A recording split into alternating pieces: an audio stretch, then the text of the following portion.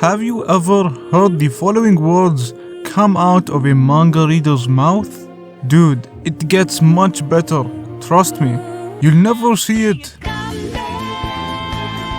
The manga is so much better than the anime, bro. Huh? You don't read manga? Give me a break, uncultured swine. Ah yes, manga? Mangoes? Manga? I'm sure everyone loves reading manga. Reading is for nerds, you fat shit. While the random voice in the background isn't necessarily wrong, for some reason I wanted to start reading manga. I hated the idea of reading, especially books without pictures. I have a ton of respect for people who actually read books without pictures. Essentially what I'm trying to say is, reading is for nerds. But what if I told you that reading can be fun? That you can enjoy yourself while reading? You don't need to force yourself. Don't believe me? I'll show you. Haha, get it? Cause reading can never be fun? Manga. Every filthy weeb has at least read one. Only casuals watch anime. So in this video, I'll share my experience reading my first manga. And what better series to start with than The Promised Neverland? Ever since I watched the anime, I was eager to know what was going to happen next. I had a ton of questions. For example, what happened to Norman? What happened to the kids? And why are the demons so thick? And before we begin with the video, why not subscribe to join the most epic community on YouTube? So, what is a manga? Well, according to Google, my script, manga is a style of Japanese comic books and graphic novels, typically aimed at adults as well as children.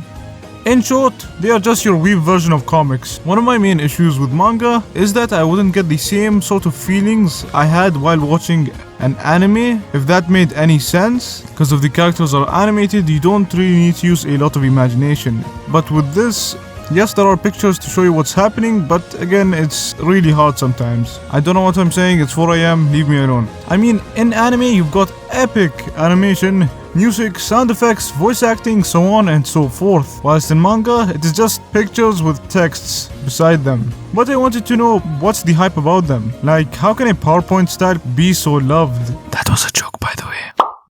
Before I started reading, I needed to find a place where I could actually read manga. And since I can't leave the house because of Corona, stay safe by the way, I had to use other ways. Wink, wink. If you want to read them the right way, then go to Crunchyroll, I guess. But since most of the shit in Crunchyroll isn't available in my country, I read it from the app called My Manga. I think it is only available on Android, so suck it up, peasants. Upon opening the pages, I was a bit overwhelmed.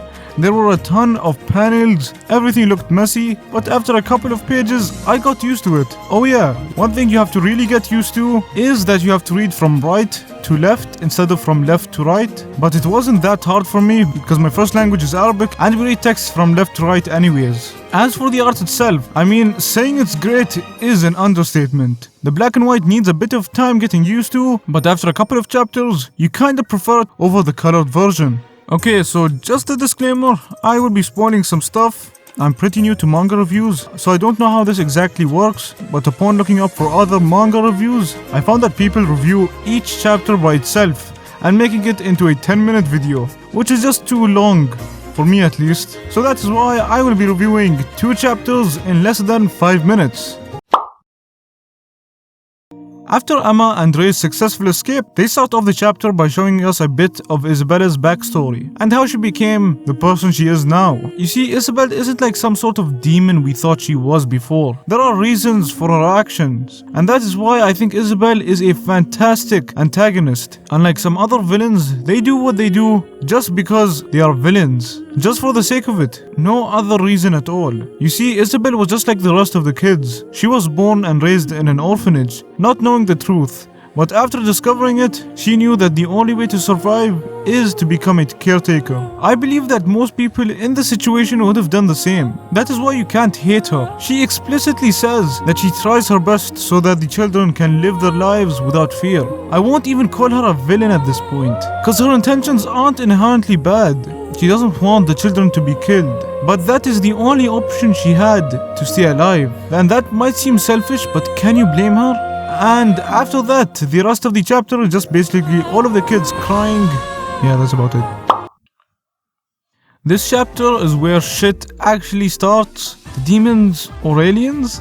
I don't even know at this point. They basically sent a search party to look for the kids, and as they were walking, they were amazed at the size of the trees and the scenery, cause it didn't look like anything they have seen before. And probably the highlight of this chapter is when Ray felt bad about his previous plans, because he wanted to escape just with Norman and Emma. But after seeing the hard work the kids have put into the mission, he regrets his decision and vows to protect his family, no matter what the cost is. After that, Emma gives Ray a pen Norman gave her that Norman received from Sister Crone, if that made any sense. Basically turns out that this pen has a hologram with a code, but instantly after, one of the kids points out that everyone is gone, even Dawn and Gilda, and the chapter ends like that. Ooh, spooky. All in all, I really enjoyed my time reading manga, and as I am writing the script, I am currently in chapter 60. So, is reading manga worth it? I would say yes,